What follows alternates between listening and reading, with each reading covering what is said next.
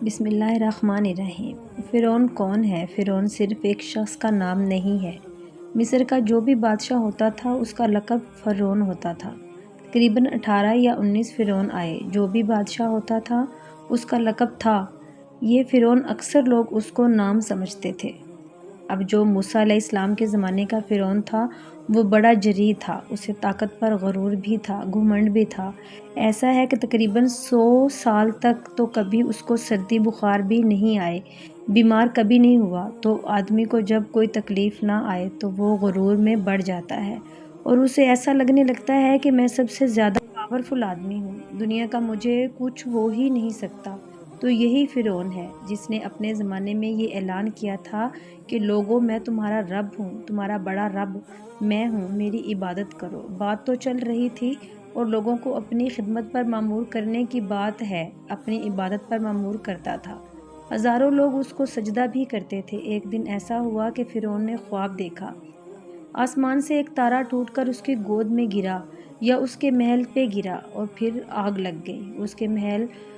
وہ گھبرا کر اٹھا، صبح نجومیوں کو، کاہنوں کو بلایا، اس خواب کی کوئی تعبیر صحیح بتا دے۔ بہت سو نے الگ الگ تعبیریں بتائیں۔ پھر جو بڑے ماہر نجومی تھے انہوں نے کہا کہ اس خواب کی تعبیر یہ ہے کہ بنی اسرائیل خاندان میں ایک بچہ پیدا ہوگا جو تیری سلطنت کو ہلا کر رکھ دے گا، تیری سلطنت کے ہلاک ہونے کا سبب بنے گا۔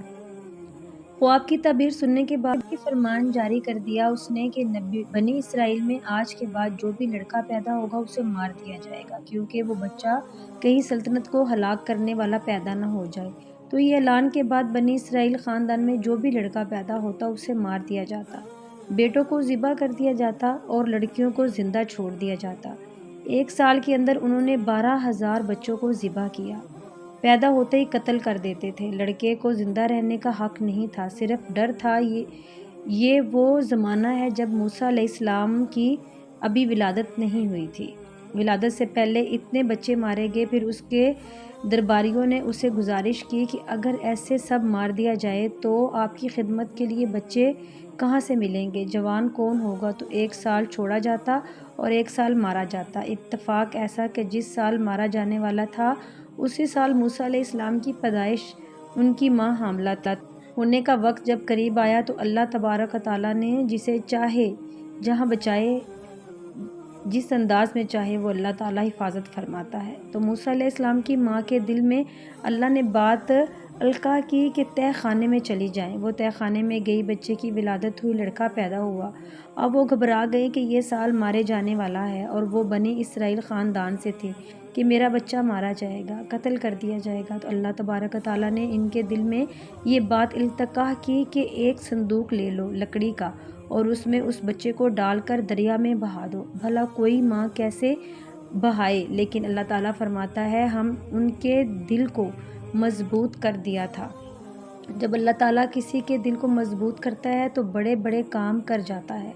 اس کی ماں صندوق میں رکھ کر بچے کو دریا کے کنارے ڈال دیتی ہیں، بہا دیتی ہیں اور اپنی بڑی بیٹی کو کہتی ہیں کہ دیکھتے رہنا یہ کہاں جاتا ہے۔ موسیٰ علیہ السلام کی جو بڑی بہن تھی وہ دیکھتی ہوئی جا رہی تھی۔ اس صندوق کے پیچھے پیچھے صندوق بہتے بہتے ایک باغیچے کے کنارے لگا۔ وہ باغیچہ فرعون کا ہی تھا اور فرعون کی بیوی وہاں پر ٹہلنے کے لیے شام کے وقت آیا کرتی تھی۔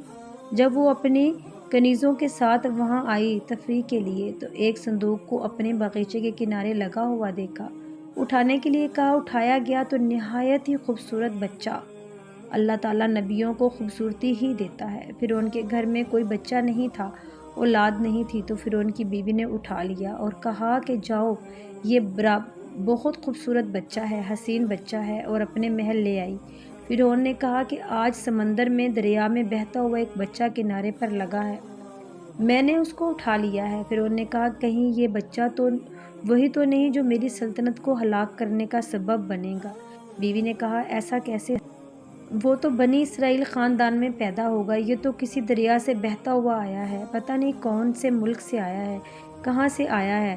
تو میں نے کہا کہ اس کی بیوی یعنی نے کہا کہ اس کو مت مارو، قریب ہے کہ ہم اس سے فائدہ اٹھائیں گے یا اس کو بیٹا بنا لیں گے۔ بیوی کی بات پر راضی ہو گیا فرعون، جو بیگم کی بات مان گیا اور اس کے بعد اپنے ساتھ رکھ لیا بچے کو۔